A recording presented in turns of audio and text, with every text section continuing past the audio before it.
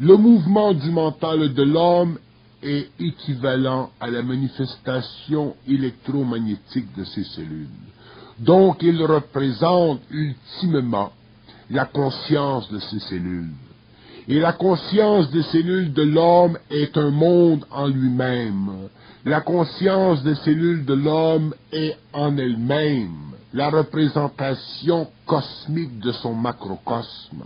Et la conscience des cellules doit, chez l'être humain, révéler à l'homme, non pas à l'ego réflectif, mais à l'homme qui est un aspect de la totale humanité, jusqu'à quel point il est divinisable par la rencontre de l'énergie et de la matière. Mais ceci ne peut pas être possible si l'homme ne connaît pas, ne réalise pas le mouvement dans le mental. Parce que le mouvement dans le mental n'est pas simplement une prise de conscience chez l'homme. Il est l'expression de la conscience, il est la voix de la conscience, il est le mouvement du feu cosmique à travers la conscience des cellules. Et le feu cosmique de l'homme, c'est le mouvement naturel de sa conscience qui évite les attributs psychologiques de la foi, les attributs psychologiques de la croyance, les attributs psychologiques de la connaissance, les attributs psychologiques nés du besoin et de la soif humaine de connaître son origine. La conscience de l'homme connaît ses origines. La conscience de l'homme connaît son avenir. La conscience de l'homme connaît tout. La conscience de l'homme est ultimement universelle, cosmique, parfaite. C'est l'homme lui-même, avec ses mécanismes, avec son ego, avec ses habitudes, avec ses antécédents, qui diminue sa conscience et qui fait interférence avec le mouvement mental de son être-té, c'est-à-dire avec le mouvement mental de son énergie, c'est-à-dire avec le mouvement naturel de son esprit. Donc le mouvement mental de l'homme, c'est le mouvement de son esprit dans le cerveau. Le mouvement mental de l'homme, c'est la présence de son esprit dans le cerveau, et seule la réflexion égoïque peut entraver cette perception.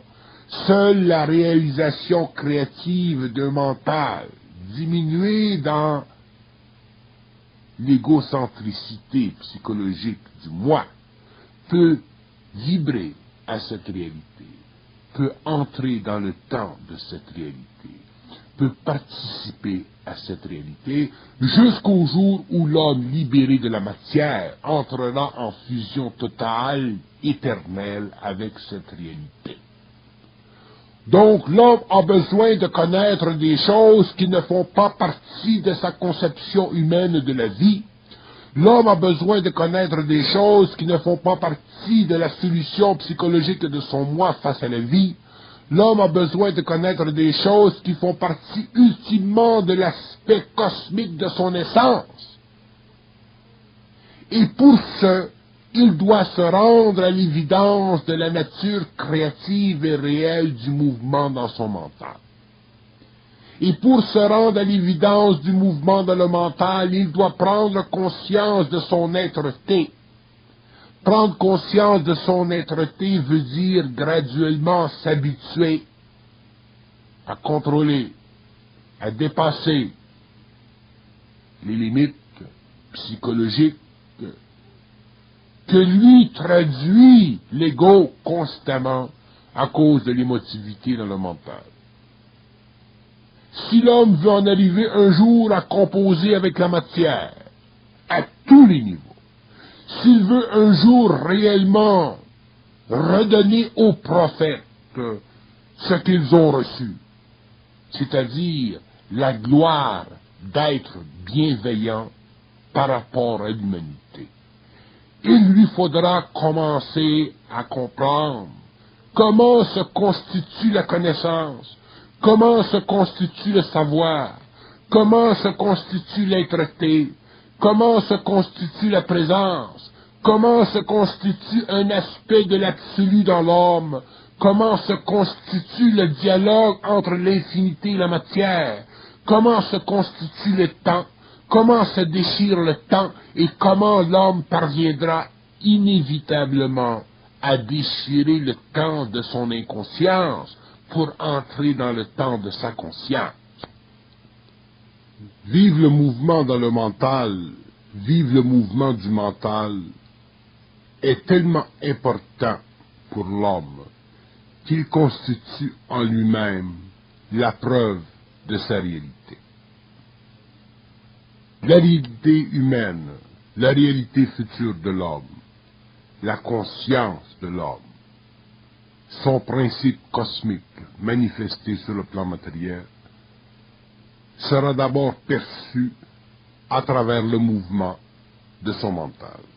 Et tant que l'ego n'aura pas pris conscience de ce mouvement dans le mental, tant qu'il n'aura pas pris conscience de la dissociation psychologique du moi face à la pénétration de sa propre lumière, l'homme n'aura pas une mesure de sa réalité, il n'aura pas une sécurité profonde et parfaite de son être, et il ne pourra pas bénéficier complètement de ce qu'il sait et de ce qu'il peut dire. Le mouvement dans le mental est tellement une grande expérience chez l'homme nouveau qu'il constitue en lui-même la preuve définitive de sa réalité et aussi la preuve définitive qu'il est sorti totalement de la polarité de la connaissance. C'est dans le mouvement du mental que l'homme découvrira l'élimination totale de sa mémoire psychologique dans l'instant où ce mouvement se manifeste. L'homme qui aura pris conscience du mouvement dans le mental pourra facilement prendre conscience de tout ce dont il a de besoin pour parfaire sur le plan matériel la connaissance des autres. C'est-à-dire qu'il aura parfaitement la capacité d'instruire l'homme et de donner à l'humanité les clés nécessaires à l'évolution de sa conscience future. Mais si l'homme ne prend pas conscience du mouvement dans le mental et qu'il préconise sa connaissance sur une forme quelconque d'expérience rattachée au passé, il se verra dans le temps déplacé, c'est-à-dire qu'il réalisera inévitablement que d'autres êtres ont déjà depuis longtemps avancé au-delà de ce que dans ce temps il sera lui-même. Et c'est ainsi que les hommes dans l'avenir prendront leur place dans la réalité universelle du moi, composée intégralement par la lumière et l'ego, au profit de l'évolution individualisée et au profit de l'évolution de l'humanité dans le temps. L'évolution de la conscience sur la Terre est directement reliée à l'évolution de la connaissance, mais l'homme découvrira demain que l'évolution de la connaissance est directement rattachée à la puissance du mouvement dans le mental. La connaissance demain pour l'homme ne sera plus ce qu'elle est aujourd'hui, dans ce sens qu'elle ne parviendra plus à assurer à son ego la dignité psychologique de sa recherche mentale. La connaissance demain servira simplement à faire avancer l'ego jusqu'au point, au cours de son évolution, où il n'aura plus besoin d'elle pour satisfaire sa curiosité humaine. Et c'est dans le mouvement du mental que l'homme découvrira cet aspect caché du savoir, cet aspect caché de la lumière derrière la forme, et qu'il constatera que la forme en elle-même n'est qu'un aspect polarisé de la lumière, Il ne représente que l'effet yin-yang sur le psychisme humain. Lorsque l'homme sera totalement libre du yin et du yang de la forme, il pourra facilement bénéficier de n'importe quelle connaissance. Il pourra facilement manifester n'importe quelle connaissance. Il ne sera jamais affecté par ce qu'il saura. Pourquoi? Parce que la mémoire, qui est la forteresse du yin et du yang, aura éclaté dans la lumière et que la polarité aura été substituée complètement et parfaitement à la synthèse. C'est alors que l'homme sera un homme-esprit, que l'être humain aura parachevé finalement son contrat karmique avec l'âme et qu'il aura finalement pénétré les grands royaumes de l'esprit, c'est-à-dire les différents temps où l'être dans sa totale composition représente ultimement le principe cosmique humanisé de l'Aleph. Le mouvement dans le mental sera réalisé au fur et à mesure que l'homme prendra conscience égoïquement de sa petitesse.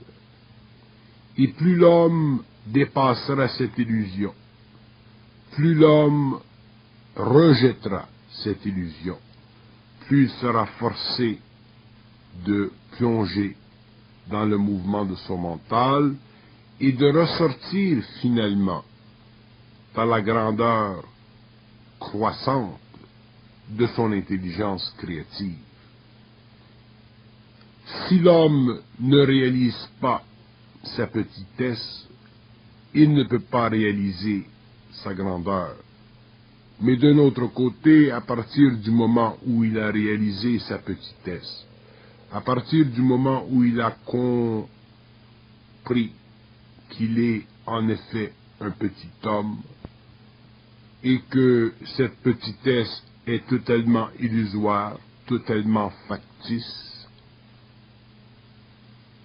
il comprendra le mouvement du mental, il bénéficiera de la présence de son esprit et naturellement commencera à se déplacer dans d'autres temps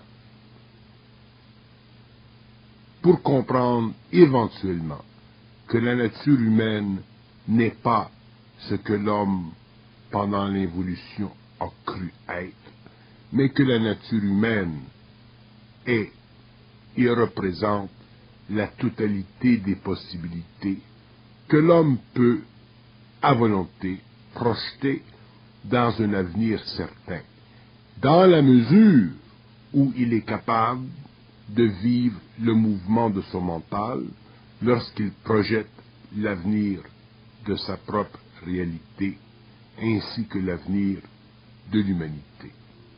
Mais si l'homme doute à cause de la petitesse de son esprit, de la réalité infinie de son moi, il ne pourra pas bénéficier du mouvement dans le mental, car l'ego cherchera à retarder l'évolution de l'esprit et l'âme cherchera par tous les moyens à contrôler l'ouverture mentale de l'ego en créant dans le mental de l'homme une forme quelconque d'illusion cherchant à mystifier sa petitesse ou donner illusion à sa grandeur. Dans le domaine de l'esprit, tout est réel. Dans le domaine de l'homme, tout est possible. Dans le mouvement du mental, la réalité et les possibilités s'entrecroisent pour créer demain l'immortel, pour créer demain la fusion, et pour permettre à l'homme de passer d'un temps à un autre, afin qu'il puisse finalement reconnaître ses frères, afin qu'il puisse finalement travailler avec ses frères et être récupéré de la surface de la Terre.